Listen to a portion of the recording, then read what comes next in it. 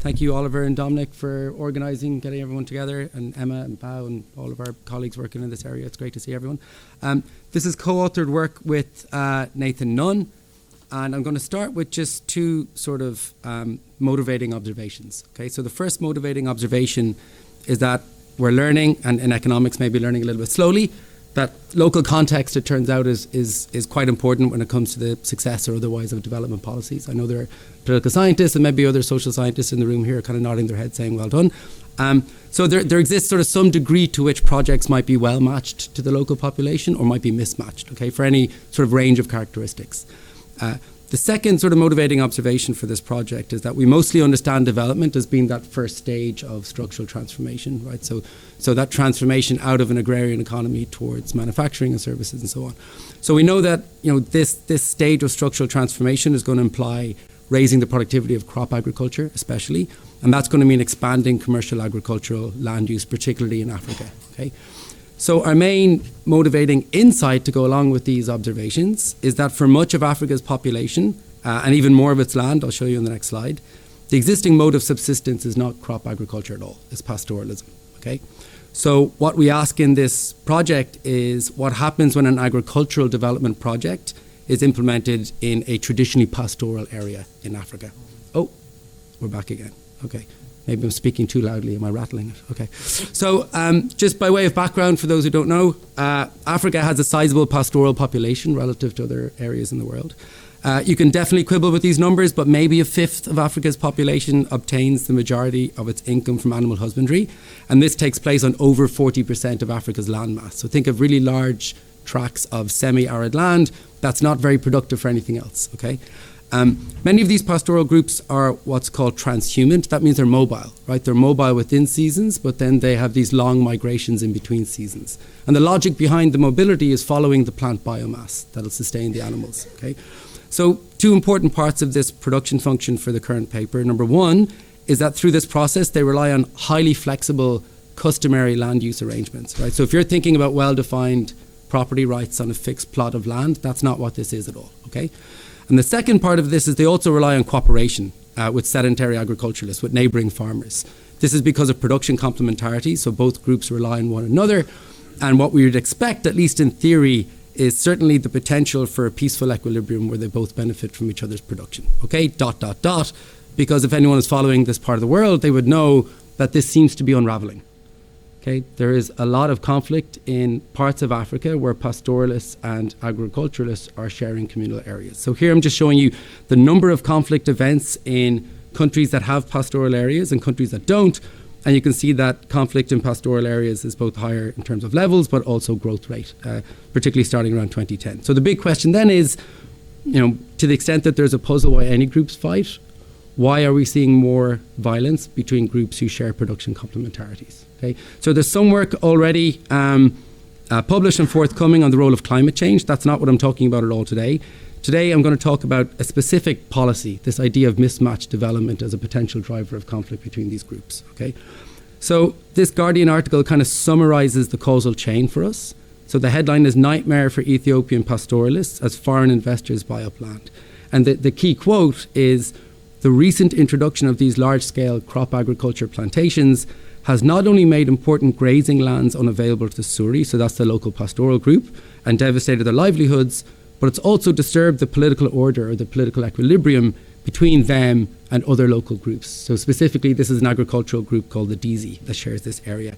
And this has escalated violent conflicts. Okay, so the causal chain is the state clears the pastoral land, implements this, you know, capital-intensive crop agriculture project, okay, and maybe the local agricultural ethnic group is the one who benefits from the project, and this generates conflict between pastoralists and agriculturalists, okay? And the agriculturalists are usually seen as being on the side of the state, or I should say the state is usually seen to be on the side of the agriculturalists, okay? So this is what we're asking in the paper. Very, very simply, do agricultural projects in pastoral areas lead to more conflict? There are like sharply, you know, contrasting perspectives in the literature. On the one hand, you have the state and its donors saying that these projects ought to foster prosperity and peace. And this sort of makes sense, right? It's a capital-intensive project. That's going to raise productivity. And through the opportunity cost mechanism, this should increase peace. And then the counterpoint is, well, in practice, these projects seem to really undermine existing pastoral systems. they block access to water and pasture, and they tend to leave pastoralists worse off. Okay, so I'm going to skip the preview because I only have 25 minutes. So let's just get straight into sort of thinking about what these projects look like from the perspective of the state. Okay, so we're going to start with apology to all the trade economists in the audience. A little scissors graph. So let's say we have a country that has a continuum from north to south. In the north, pastoralism is more productive, and in the south, agriculture is more productive. Okay, so the social planner in this country will have the optimal boundary between the two land use types at L star. Okay, so now let's think of, let's say the state wants to increase crop agriculture output. So they're going to implement some sort of a agricultural project around the boundary. This could be an irrigation project or some local seed distribution plan or something like this. That's going to raise productivity of agriculture relatively around that area. And then we'll have a new optimal boundary between the two land use types, right? So the old boundary was L0, the new boundary is L prime. And then optimally, the social planner is going to convert that segment in between those two from pastoralism to agriculture, okay? So if you're looking at this and you're wondering, where's the conflict? That's correct, right? There's no reason why conflict needs to happen here at all. We have this increased surplus up here. And in theory, that surplus could be used to compensate the losers down here, right? So in our Coasian frictionless world, conflict doesn't need to happen here at all, okay? So there's your increased output. Here's your potential for conflict. This could be used to compensate these guys, okay? That's our Coasian version. We'll contrast that with our case study. Okay, so we could have picked any number of case studies on this. This is Zambakari talking about a village in Sudan, and he makes 3 observations that are related to what we're looking at. First observation is pastoralists are especially vulnerable to expropriation precisely because of this customary land use system that I talked to you about. Okay, they don't have formal property rights. They're easier to expropriate. That's number 1. Number 2, it's specifically these crop agriculture projects that's leading to their evictions, right? They're being evicted when these projects come into town. And then a third observation is this leads to violence. And it primarily leads to violence because pastoralists have to resort to this because they don't have much political power. They tend to be on the margins, right? Both geographically as well as politically, they're on the margins, okay? So the question we're asking in this paper is this a better representation systematically of the data? Or is this a better representation systematically of the data? And the spoiler alert is it's actually a bit of both, okay? And I'll talk about why it's a bit of both. Okay, so data. We have a panel data set covering the whole African continent. We have 10,000 0.5 degree cells for each year over 20 years. So just what's important for notation is our cells will be denoted by I, and they're nested within ethnic territories, which will denote by E. I will not talk much about the conflict data. Our outcome variable is an indicator for the incidence of conflict, which almost everyone in this room is aware of, right? So equal to 1 if there's at least one conflict event, equal to 0 otherwise. We have 2 sources for this. And then our measure of transhuman pastoralism is something that varies at the level of an ethnic territory, right? So a bigger segment of land than the cells. This is something we developed in a sort of parallel paper on climate change. So we're calling it transhuman pastoralism, and it captures 2 characteristics of ethnic societies based on the ethnographic atlas. So one characteristic is their mobility, traditionally how mobile they are. And the second part is how much they rely on animal husbandry from large animals. So we combine those 2. We have an index that varies from 0 to 1, and it captures the intensity of transhuman pastoralism as a mode of subsistence for each ethnic group. So if we plot that across space, you'll see that the pastoral groups are sort of mostly where you'd expect them to be. All right, so either side of Sahara, Horn of Africa, down into parts of Kenya, and around the Kalahari. Okay, the last sort of piece of the puzzle with the data is these agricultural development projects. So we did not set out to write a paper about the World Bank at all. This wasn't like a World Bank bashing paper. They're a victim of their own, very clean, well-organized data. So we're using it for that reason. It's organized by the Aid Data Project at William & Mary. And what's really good for us is we have information, like nice granular information on the sectors and categories and subsectors of all these development projects. And they're also geocoded. So we can assign these projects to cells. Okay, so we're going to use that granular variation. There are 15,000 project sites in Africa. Just over a quarter of them have the agriculture label, right? So that's our agricultural project. What's even more helpful for us here is we can disaggregate between crop agriculture specifically and animal production. So these are pastoral development projects, very different to crop agriculture projects. So you can see from this, animal production projects are relatively rare. And whenever they do show up, they tend to be bundled with crop agriculture, right? So 26 plus 4 is not 26. That's because the animal production projects are bundled with crop agriculture whenever they show up. Okay, so we're going to remember that for the empirical exercise. What's again very helpful for us is we have all these residual projects, so we'll just call non-agriculture. So think education, health, transport, communication, energy, you name it. That's going to be like our placebo project in the estimation, right? All the rest will be our placebo. In this, it's World Bank. We have appendix stuff using a much bigger data set, but for now, just World Bank. Okay, and you can think of this theoretically, it's the state making the decisions with the support of the World Bank. So we're not saying that these are World Bank decisions to put this project here. It's the state making those decisions and the World Bank signing off. Okay, so how do we estimate this? I'll probably only just do these three for now. So raw data plots, which are still okay, I think. Fixed effects regressions, which are definitely not. And then the event study plots with the modern estimators, which are cool. Okay, so let's start with just very, very simply. These are just means, right? These are sample averages of conflict. That's what's on the y-axis. And then across the x-axis, we have years relative to a crop agriculture development project. And here I'm pooling the entire sample. Okay, this is for all of Africa, or all of the cells that ever receive a project, right? In the next picture, I'm going to separate pastoral cells, which will be in blue, from non-pastoral cells or agricultural cells, which would be in orange.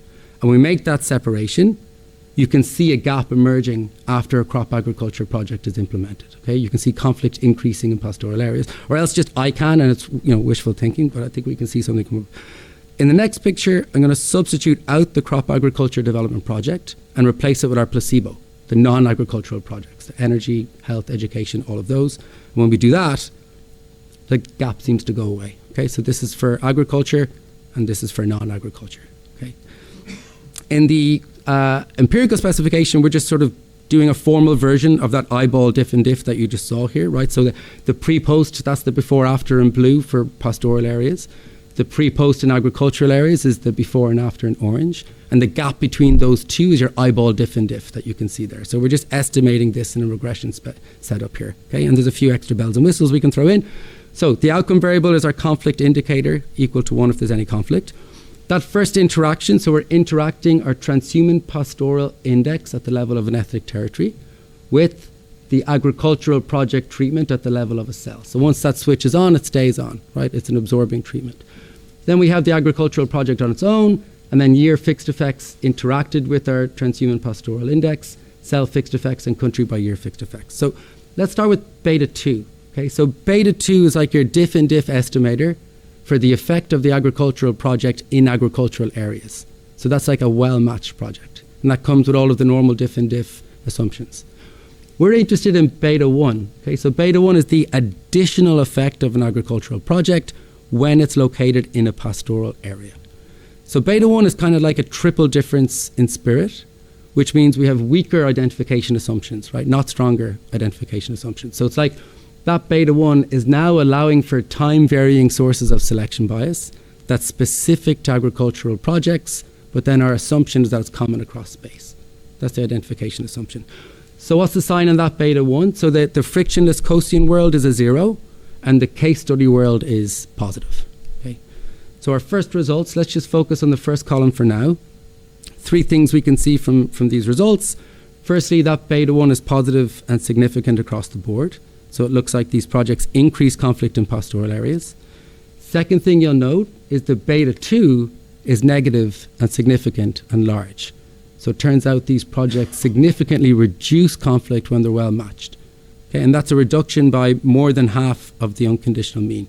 That's a very large negative effect. And then here in this middle panel, we're sort of predicting the total effect for the medium pastoral area. This is a little bit out of sample, like there's no area with a score of 1 on THP. So you can see an increase in conflict of 4 percentage points in the median pastoral area. In the next picture, we're going to separate the agricultural projects between crop agriculture and pastoral projects, the animal production. Before we do it, let's just go back to theory. So this is where we left it. This is the effect of an agricultural project and the potential for conflict here.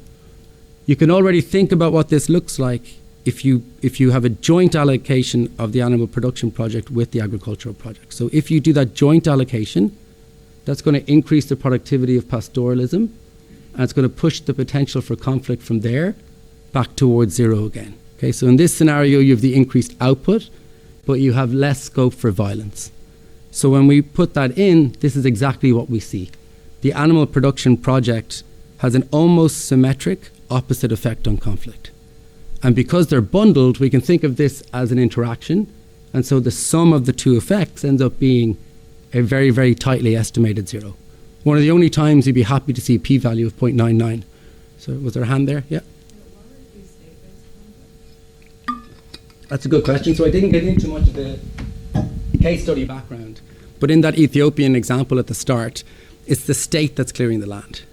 And then the state sold that lease to foreign investors. So they're very much invested in transferring from pastoralism to agriculture. They're likely to be able to capture more of the tax revenue from that activity as well.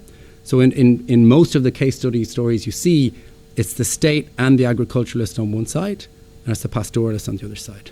Okay, so it is quite interesting there that with both data sets we don't see any effect of non-state conflict at all. So it could have been the case that this is all communal. Think of highly localized conflict between pastoralists and agriculturalists. In a peripheral part of the country. That's actually not what's happening in the data. It's state-based conflict. Okay, so the final sort of regression table that I'll show you for now is bringing in our placebo projects, right? The non-agricultural projects, the transport, education, energy, and all of those. And there's two interesting things that arise here. Firstly, you see no significantly different effect of these projects in pastoral areas at all.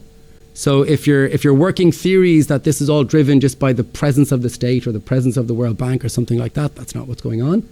Another thing that's helpful here is this allows us to do a formal test for differences between the two highlighted rows. So that's like a difference in triple differences. And this gives us a totally different identification assumption, right? So now we can allow for time varying selection bias that's specific to pastoral areas, but then our assumption is it's common across project types. So a very different identification assumption to the first table that I showed you, and here you can see they're significantly different from each other as well. Okay. Then the event study pictures, so we use the Callaway and Santana estimator. This is the effect of a project when it's located in an agricultural area, so totally consistent with the opportunity cost story. The project is implemented, this increases the productivity of agriculture because it's a capital intensive project. It's replacing subsistence agriculture, and you see a gradual, significant and large decline in conflict. And then we switch over to the effect of these projects in pastoral areas, and we see a very different story, right? A sharp and sustained increase of conflict that you can still detect 8 or 9, almost 10 years after it's implemented. Okay, so that's sort of the main finding. This is the development mismatch that we talk about, the sharp difference in the effect between agriculture and pastoral. I'm going to hold off on questions for the last couple of minutes. There's a few extra things we can do with this. I'll race through this one on jihadist conflict. It's informative enough just to summarize it and say that when we zoom in on conflict events that just involve jihadist groups, we still see a significant effect. And when you scale that effect, it's very similar to conflict not involving jihadist groups. So there's a lot written about the vulnerability of young pastoral men to recruitment to jihadist groups. A lot of that is because pastoralism is correlated with religion. There are a lot more Muslim people in pastoral groups, and a lot more Christian people in agricultural groups. So here we're showing evidence that jihadist conflict is sensitive to government policy. Okay, so if your working hypothesis is that this is determined by something completely different to the other economic shocks and policy changes that generate conflict, we can rule that out. Okay, so to understand kind of the mechanisms of what's going on, it's very useful to look at the effect of these projects on economic activity. Okay, so there's been a working assumption on what the first stage effect is throughout all of this, which we need to verify. Right, so the mechanism we think is going on here is that the projects are causing an expansion of agriculture, so that change in land use that I showed you, for which pastoralists are forcibly cleared, and that's what's leading to conflict. Now, again, the case study literature could give you a completely different story as well. And the other story is that these projects are a total failure, right? You try to implement an agricultural project in a semi-arid area, you have all these images of like rusted irrigation infrastructure in parts of the Horn of Africa, and this could be what's leading to conflict, which is a very different story. So for this, we need high-resolution data that can specifically distinguish between cropland and pasture, right? We need to be able to tell the difference between these two things. So we have this with the European Commission's project, the Copernicus Climate Change Service. There are 3 different measures of cropland. We combine them all together in the 4th column over there. And here you can see that these crop agriculture projects are not a total bust at all. They are converting land into cropland in pastoral areas. They are expanding agricultural land use. What's also interesting is you don't see any effect in agricultural areas in the second row, right? So this is consistent with the idea that these projects are designed to increase agriculture at the extensive margin in pastoral areas and to increase yields on the intensive margin in areas that are already agricultural, right? The other thing that's kind of interesting here is look at the animal production project interaction is negative and significant.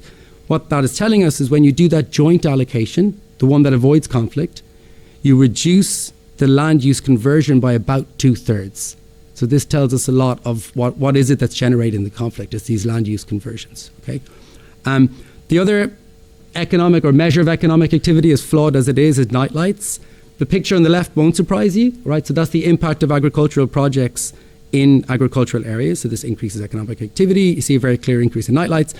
The one that might surprise you is in pastoral areas, we're seeing an increase in nightlights. Okay. So the combination of findings we have in pastoral areas, we have more conflict, but we have land use conversions and we have more nightlights. So economic activity is being generated, but the conflict would suggest it's not being shared. So that's what we're going to take to the micro data, right? Do pastoral households in pastoral areas benefit from these crop agriculture projects? So we match DHS survey data to our grid. We have geocodes, so we assign projects to households via the cells that the households are located in. We assign our pastoral index to people, not to areas, to people, right? So we have the self-reported ethnicity of each household head.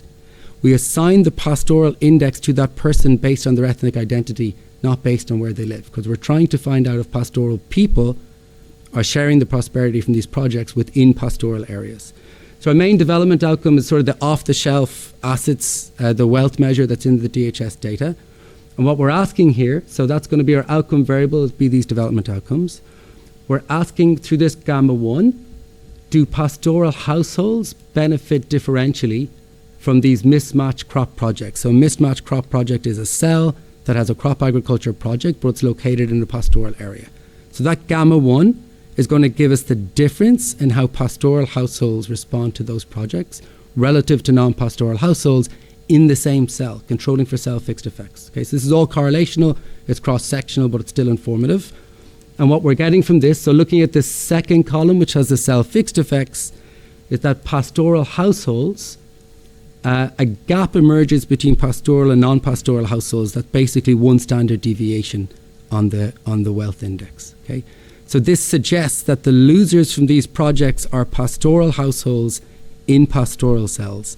What's interesting is a pastoral household that's in an agricultural area receiving an agricultural project does not lose out compared to agricultural households.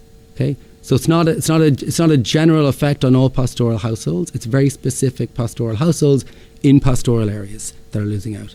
The final thing I'll do in the last couple of minutes, because there's so many political economists here, is there's a very salient open question underlying all of the results that I've showed you so far.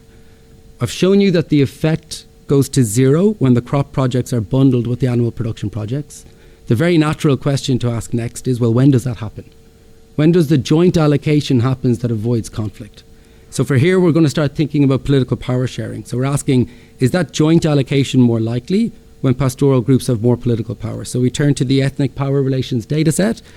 We generate this measure, we call it THP power share. It's the amount of political power in a country year that pastoral groups have, okay, as a share. So 1 means pastoral groups have all the political power, 0 means they have no political power, okay? We restrict the sample to the cells that have crop agriculture projects. And through this specification, we're asking a very sort of simple question. Do we see more animal production projects in pastoral areas when pastoralists have more political power? Okay, so delta 1 is going to answer that question. Do we see more animal production projects in pastoral areas when pastoralists have more political power? So the evidence would suggest yes, a weak yes, depending on the specification. So generally what we're seeing is more animal production projects in pastoral areas when they have more power. Interestingly, if anything, we see the opposite pattern for non-agricultural projects.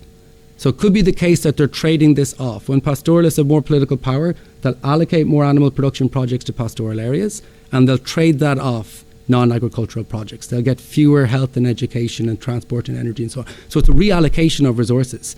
And the big question then is, what is the net effect of this reallocation of resources on conflict? Well, the net effect looks like it reduces conflict. Okay, so by reallocating projects across space, the total combined effect is to reduce conflict in pastoral areas. So we think this gives us some insight into a mechanism that connects political power sharing to peace. Okay, so in the last couple of minutes, the story in pastoral areas is complicated, right? Crop agriculture projects lead to conflict. The effect is completely muted when crop projects are paired with pastoral projects. That's more likely to happen when pastoralists have political power. And we see that these crop projects, they change land use, they increase economic activity, but pastoral households seem to lose out relative to non-pastoral households. So very much a story of winners and losers, almost like a trade shock, right? It's a story of winners and losers. In non-pastoral areas, the story very, very simple, right? These crop projects, they're well matched, they reduce conflict, they improve development across a range of outcomes, and the take-home bottom line sort of message from this paper is just on the importance of consonance, understood very broadly, for development interventions. Thank you. Now, there's a bunch of questions that I ignored, so please fire away. Yeah. Yeah, so state-based violence, is that capturing both violence from pastoral groups against the state and violence from the state itself? Yes, it's any conflict event involving the state, and the state could be police, or it could be army, or it could be paramilitary groups aligned with the state as well. So it's not making any assumption on who's attacking whom.